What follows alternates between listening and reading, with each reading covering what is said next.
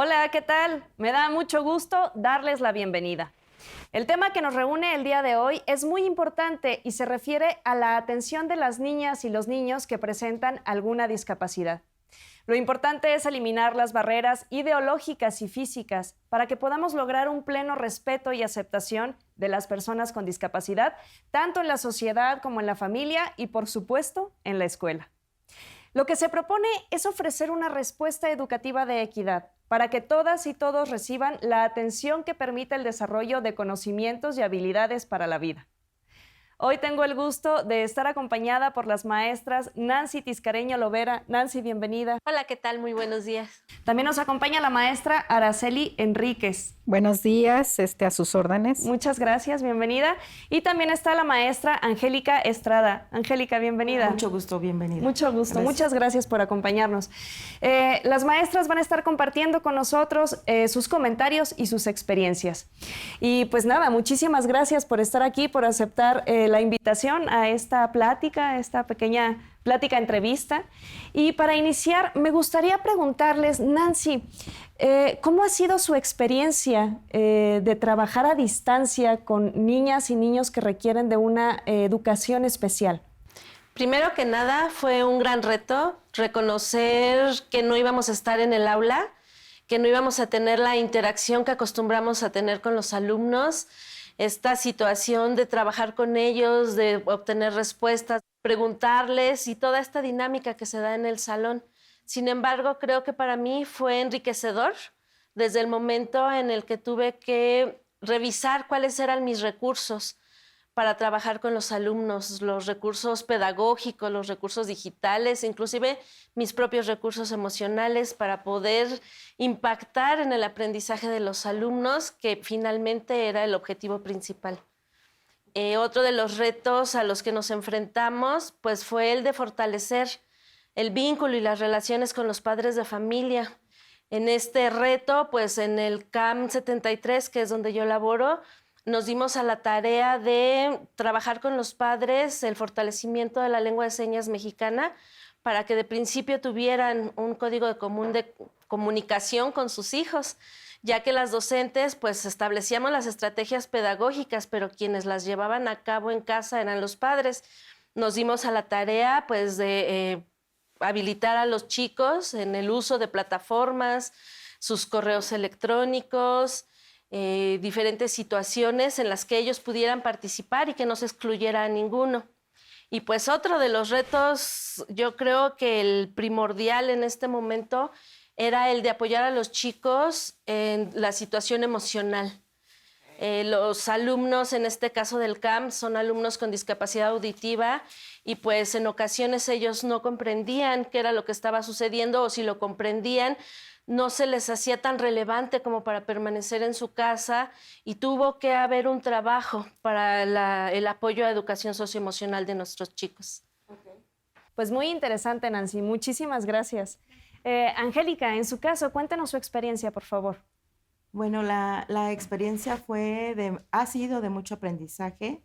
Evidentemente, sí, revisar todos mis recursos primero, con lo que yo contaba, que el tiempo que tengo de internet, el tiempo que tengo para estar en la computadora, las habilidades que he desarrollado, y también la de los chicos. Pero yo creo que aquí una parte fundamental de este trabajo fue el apoyo de los padres de familia, porque ellos también requirieron dedicar de tiempo específico para el trabajo con los chicos.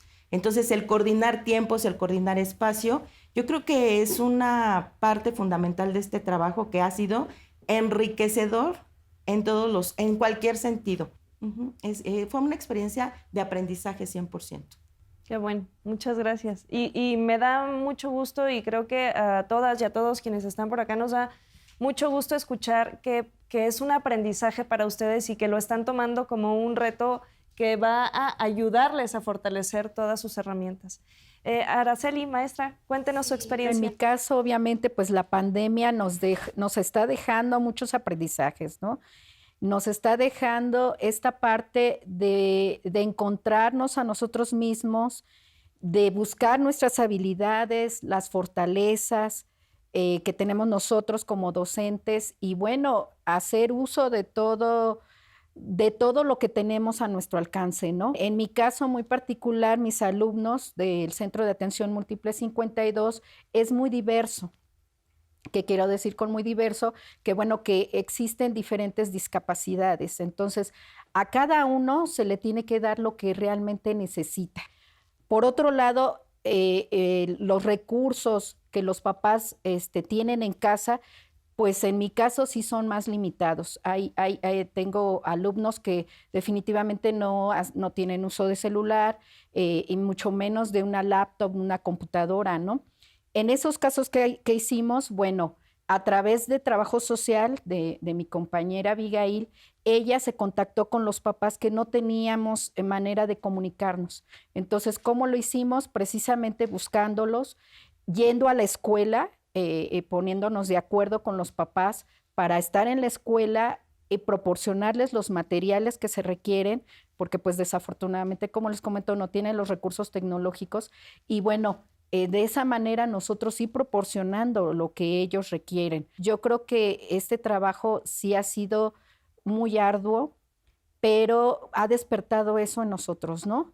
Esa creatividad de cómo podemos llegar a los alumnos, cómo hacerles llegar el aprendizaje, ¿no? Con las herramientas que tenemos, con nuestros recursos que tenemos, la SEP obviamente no nos ha dejado desprotegidos, nos ha apoyado en este sentido con el aprender en casa, la Dirección de Educación Especial, pues a través de ficheros, a través de materiales que nos han ido guiando y apoyando para ir llevando este trabajo. Claro. Maestra, pues mencionó muchísimas cosas interesantísimas que me gustaría retomar más adelante. Es muy interesante tener la oportunidad de escuchar la versión de las maestras que dedican tanto tiempo a la enseñanza de las niñas y de los niños en todo el país, ¿no? Y bueno, lo habían mencionado, debido a la pandemia, a la situación sanitaria por la que estamos pasando, las formas de comunicarse han sido muy distintas, han ido cambiando. Y me gustaría preguntarles y profundizar un poquito más porque me empezó a surgir ahí algunas preguntitas. ¿Cómo hacen ustedes para mantener una comunicación efectiva? ¿A través de qué medios y de qué herramientas con las madres, padres de familia o las personas adultas que están cuidando a las niñas y a los niños y que están apoyando en su educación a niñas y niños que tienen alguna, que necesitan educación especial? Angélica. Bueno, primero fue mensaje, no fue suficiente, entonces empezamos con llamadas telefónicas. No fue suficiente, videollamada. En los casos, por ejemplo, de los niños sordos, pues requerimos utilizar videollamadas sí o sí y después vi la necesidad de empezar a utilizar alguna plataforma para dar una clase como si estuviera en el salón porque los niños me lo pedían, o sea, en esa llamada los niños me decían, maestra, ¿cuándo nos vemos? Maestra, ya te extraño, maestra, ¿cuándo nos vas a dar clase?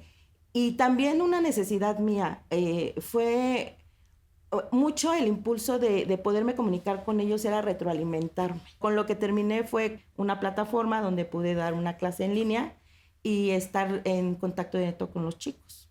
Ok, qué interesante y qué gran reto también. Sí. Nancy, ¿en su caso?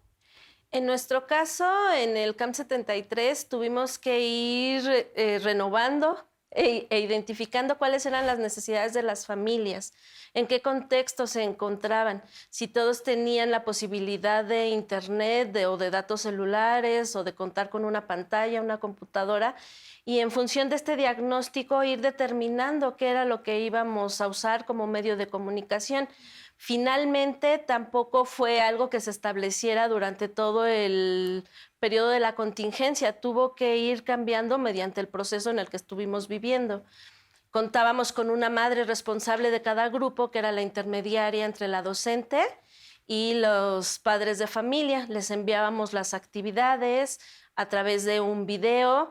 Entonces, las maestras nos dimos a la tarea de realizar videos con las instrucciones y el modelaje de la actividad, usando voz y usando la lengua de señas para que tanto los padres como los chicos tuvieran la información y en casa pudieran resolver. Después de ello, optamos también por habilitar correos electrónicos donde también implicó otro reto, que los alumnos supieran cómo abrir un correo electrónico, o algunos de los padres, porque a veces damos por hecho que los padres conocen todo y no es así. Posteriormente usamos la plataforma de Zoom, precisamente por esa necesidad de los alumnos de, pues es que aquí estoy resolviendo, pero maestra, mis dudas, maestra, explícame. Como la necesidad tanto de los alumnos como de los maestros de seguir en un aula. Pues toda una reorganización en 5, 6 meses que llevamos ya de pandemia, y todo va evolucionando de una manera aceleradísima, ¿no? Todo lo que se ha tenido que adaptar. Maestra Araceli, cuéntenos. Bueno, la comunicación en un principio, sí, precisamente como lo comenta la compañera Nancy, de igual manera nosotros hicimos el contacto con las vocales de grupo y bueno, ellas se encargaban de mandar la información a los padres. Yo empecé a trabajar con la plataforma de Zoom, dando mis clases virtuales, videos informativos. También me tuve que trabajar, por ejemplo, algunos videos de YouTube para complementar. Mi materia que doy es ciencias dentro de secundaria. Entonces, para mí sí era importante que muchas de las actividades de ciencias pues fueran prácticas, ¿no? Nosotros tenemos un intérprete de lengua de señas, el maestro Alfonso Arellano. Él nos apoya, entonces yo le mandaba a él los videos, le decía, mira, quiero que estén así, así, así, y él hacía la interpretación. ¿Para qué? Para que la mayoría de mis alumnos que son sordos llegara precisamente el mensaje claro de qué es lo que se quería que se trabajara. Posteriormente, bueno, ya con los alumnos que yo les comentaba que precisamente su medio de comunicación está un poco más complicado, por decirlo así, por sus condiciones. En el caso de esos alumnos, pues sí se hacía a través de la mamá directamente, ¿no? De capacitar a la mamá para que entonces ella pudiera trabajar con el alumno en casa, ¿no? De esa manera, obviamente con las medidas higiénicas que debemos de tener de control, pero bueno, hacerlo de esa manera ayudó mucho a que los papás sintieran ese acompañamiento, ¿no? Muchas gracias. Pues no cabe duda que las maestras y los maestros tienen que estar siempre al pendiente de sus alumnas y alumnos. Es muy interesante conocer todo lo que han tenido que hacer durante esta época de quedarse en casa para que puedan tener una buena comunicación con sus alumnas, con sus alumnos y con las madres y padres de familia. Y bueno, sabemos que la motivación, la estimulación y la creatividad son muy importantes en general en el proceso de aprendizaje, y que en los casos de niñas y niños con alguna discapacidad son muy necesarias para mantener su atención. Así que me gustaría ahondar un poquito más en este tema y me gustaría preguntarles, ¿qué ejemplos, Nancy, nos podría dar de algunas adecuaciones que ha tenido que realizar para poder dar clases a distancia y que sus alumnas y alumnos puedan adaptarse a esta manera de trabajar y se puedan afianzar todos los conocimientos que van adquiriendo? Principalmente nuestro objetivo era mantenerlos motivados a los alumnos, no perderlos, que no hubiera deserción de alumnos precisamente porque no estoy en la escuela, no le encuentro interés, tengo que estar sentado trabajando. Yo me di a la tarea de abrir un canal de YouTube, y pues mediante él les mandaba a los chicos actividades pues de toda índole, situación socioemocional, relajación. Yo soy maestra de ciencias y de historia y geografía, entonces les mandaba como pequeños retos para que ellos pudieran investigar, también atendiendo a los enfoques de las asignaturas. El siguiente de los retos y muy importante para los docentes, yo creo, fue el de jerarquizar los aprendizajes esperados. ¿Cuáles de ellos eran los que íbamos a retomar para que en el siguiente ciclo escolar los chicos pues pudieran continuar desarrollando aprendizajes? Otra de las adecuaciones que tuvimos que hacer en el caso de los alumnos del CAMP 73 y que les pareció no solo divertido a los niños, sino también a las mamás, fueron enviarles GIFs de vocabulario de la lengua de señas, donde puede ser de vocabulario de uso común o alguno propio que fuéramos a trabajar en algún aprendizaje de las asignaturas. Hicimos uso de plataformas con juegos tipo competencias, de aplicaciones, para que ellos pudieran ir evaluando, pudieran resolver ejercicios, pero de una manera divertida, donde pudieran participar en equipo. En este momento todos estamos en nuestra plataforma o de manera individual y estamos resolviendo juegos. Hicimos adecuaciones para que cada uno de los alumnos tuviera un trabajo diferenciado. Los alumnos que lo requirieran así tuvieran un trabajo diferenciado y no fuera el de todo el grupo en común. Pues muy interesante y muy impresionante el uso de todos los recursos que están empleando. Maestra Araceli, usted cuéntenos, por favor. Sí, en mi caso yo tuve 3 alumnos que, bueno, no tenían esta forma de cómo comunicarse por WhatsApp, por diferentes medios. Entonces a ellos lo que dedicamos fue ciertas actividades en las que pudieran trabajar en casa. Actividades de la vida diaria, como por ejemplo, a lo mejor alguna receta de cocina, precisamente porque estamos trabajando las ciencias, pues todo eso tiene que ver con esta parte del aprendizaje esperado. Y en el caso, bueno, de los alumnos sordos, como ya hemos comentado, bueno, es hacer estos videos educativos, mandarles también efectivamente retos, proyectos que ellos pueden ir haciendo en equipo para que precisamente los fueran desarrollando. Y como dice la compañera, también para no perder esta motivación y que ellos continuaran con ese proceso de aprendizaje. En otros momentos, bueno, el intérprete, en este caso, pues sí nos ayudaba en cuanto a que se entendiera mejor ese aprendizaje. En el caso de los alumnos que a pesar de que tuvieran la lengua de señas mexicana, no les costaba aún así trabajo, bueno, entonces trabajábamos en base a imágenes, ¿no? A través de PowerPoint y más o menos, pues con eso íbamos afianzando los contenidos que se iban trabajando. Esta parte de la creatividad también fue muy importante. Una de mis alumnas realizó un cuento. Un cuento iba a ser, bueno, de hecho fue un concurso que nos invitó la Dirección de Educación Especial y bueno, que la llevamos en el acompañamiento para que ella llevara a cabo precisamente ese cuento. Ella en ese cuento expresó precisamente todo lo que está viviendo en la pandemia, utilizando obviamente el lenguaje que se tiene que usar para un cuento. Y bueno, la fuimos llevando en este sentido y ella misma hacía las reflexiones de cómo lo estaba viviendo, ¿no? Mis alumnos son de 3er grado, ya egresan, entonces sí habría que darle ciertos elementos para que se fueran ahora a un campo laboral y continuar con este proceso de formación. Entonces sí fue básico y muy importante esto. Un trabajal que están haciendo. Angélica. Bueno, nosotros trabajamos la selección de aprendizajes esperados, pero creo que la adecuación más fuerte para nosotros fue esa parte de adaptarnos a una situación diferente. Que todos entendiéramos que no iba a poder ser igual. Fue una situación que requirió trabajarse desde el mismo maestro, trabajarse con padres de familia y con chicos. Y pues sí, adecuaciones técnicas, pedagógicas, pero repito, lo que me parecía más importante es esa parte de adaptación emocional, adaptación física, de espacios, de tiempo y de esfuerzo de todos para que se pudiera realizar pues esta tarea, ¿no? Poder realizar esa adaptación tecnológica y que, bueno, yo sí tenía habilidades tecnológicas, pero tuve que desarrollarlas aún más, ¿no? Y aprender nuevas cosas y fortalecerme como persona y como docente para poder poner en práctica todo lo que estuvimos haciendo todos los maestros, ¿no?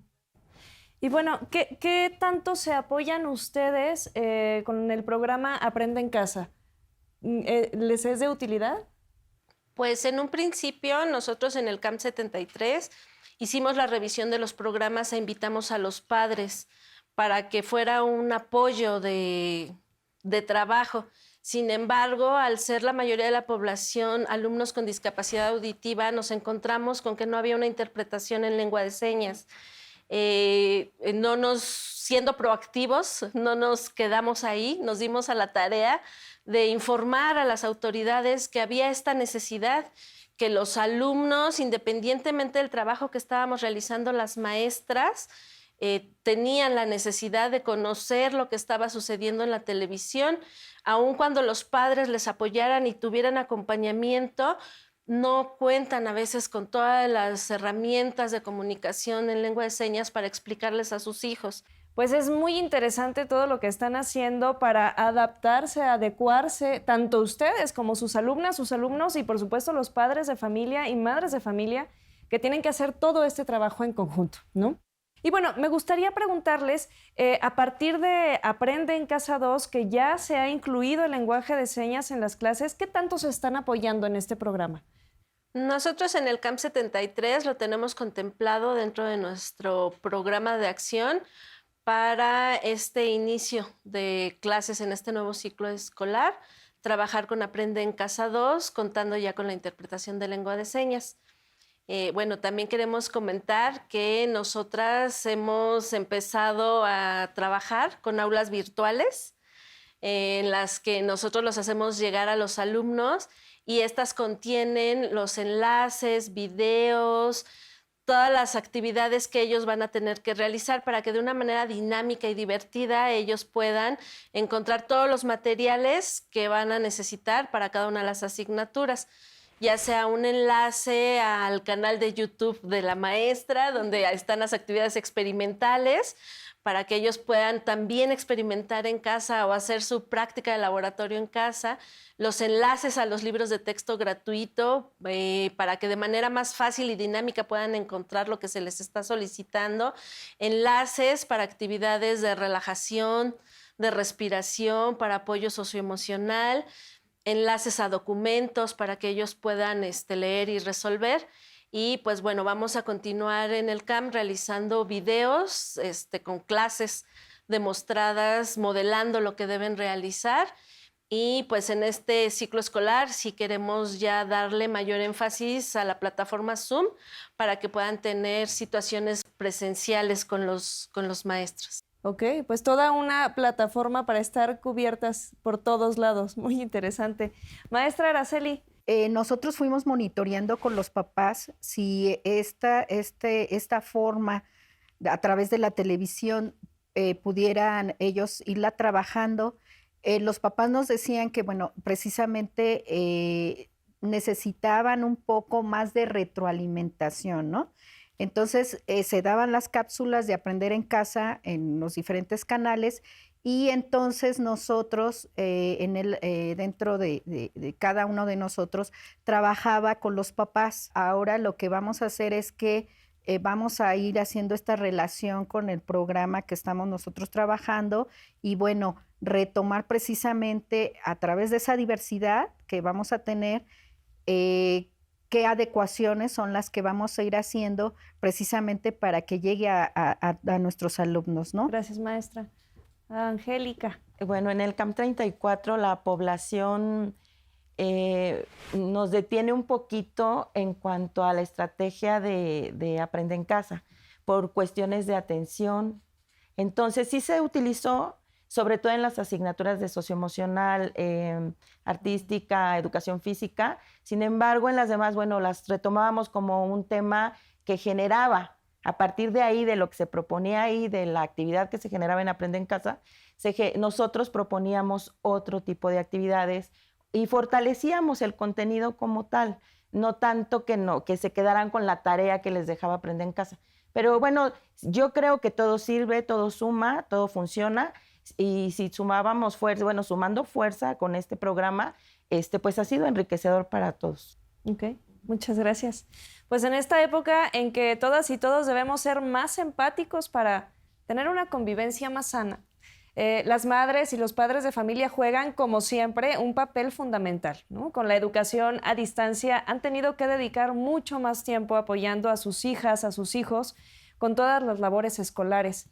Así que me gustaría, para que vayamos cerrando, que ojalá tuviéramos más tiempo, pero tenemos que ir cerrando, me gustaría pedirles que cada una de ustedes nos dé una sugerencia o les comparta una sugerencia a las madres, a los padres, a los adultos que están a cargo del cuidado y de la crianza de las niñas y niños, ¿qué sugerencia les podrían dar para que puedan trabajar en su estado de ánimo, en su desarrollo socioemocional? ¿Quién quiere empezar? Yo. Yo creo que antes que nada debemos en familia reconocer las emociones que estamos viviendo y que estas son muy importantes, tanto las de los padres como las de los chicos.